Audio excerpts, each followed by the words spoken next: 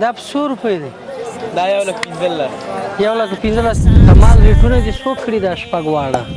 دا شپږ واړه 10 کم 2,00,000 روپۍ دانه 1,15,000 ملهم د زخمی سړونو باد ځان سره راوړي اختر زمون کلی ته چې بیا کله راځي اختر زمون کلی ته چې بیا کله راځي اختر کور په کور تا شړیږي یتیمان اختر کور په کور تا شړیږي یتیمان اختر کور په کور تا شړیږي یتیمان رتګ دی مبارک شکا می اوخ کی پاک دا دی ورانه دا په 100 روپۍ دی دا 1,15,000 1,15,000 چې خرڅي څنګه فریش دغه پاندا څوره خو خرج سي دا به څومره غوښه وکړي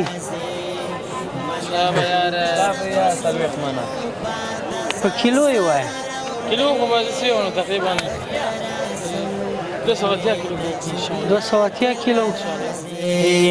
اختر زمون کلی ته چې بیا کله راځي اختر ته می وره هر سړی پسړه زخمی دی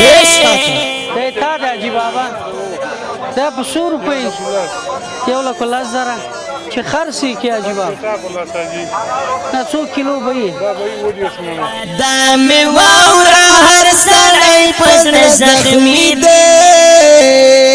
مونږ ډېر یو سوري دی تاسلی برا کوي حاجي بابا څنګه خیر خیرات به دی حاجي صاحب تاسو خیر دې غواړم ژوند دې غواړم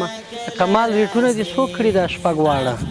دا شپږ واړه 10 کم 2,00,000 روپۍ دانه 1,15,000 دانه یو د مخې چې درنه واخلو بس دغه قیمت ته نو حاجي صاحب اخري ریټ یې هم دا دی ریټ هم دا دی ثواب کې چې شریک شي بس ټول یعنی موږ ته بیخي کمه مزدوري کوي همدغه ریټ دی نور ان شاء الله نور خو پکې گنجائش نشته مال ته وګوره حاجي صاحب نو همدغومره وزن او هغه لري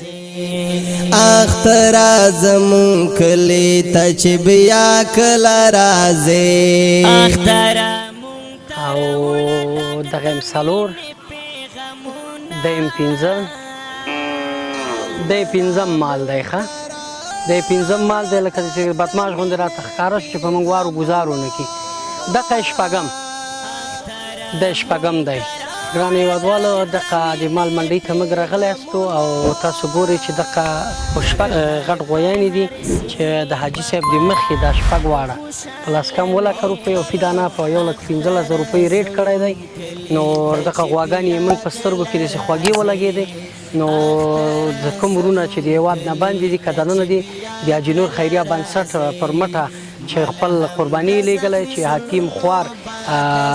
دغه غوښه په ډېر کلونو نه خوري او سکالنی کال د حاجي نور خیریه بنسټ چې کوم کورونه په ننګرهار ولایت کې نښه کړي دي او کونډې دي او یتیمان دي او مثال د خبرې ځپېدلي ټکېدلي خلک دي دغه یې موږ د ننګرهار د ولایت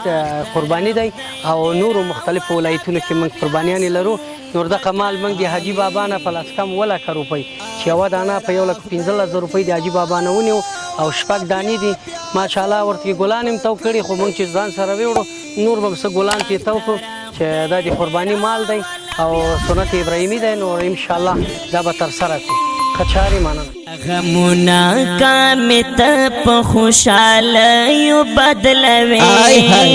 اختر زمون کلی ته چې بیا کله راځي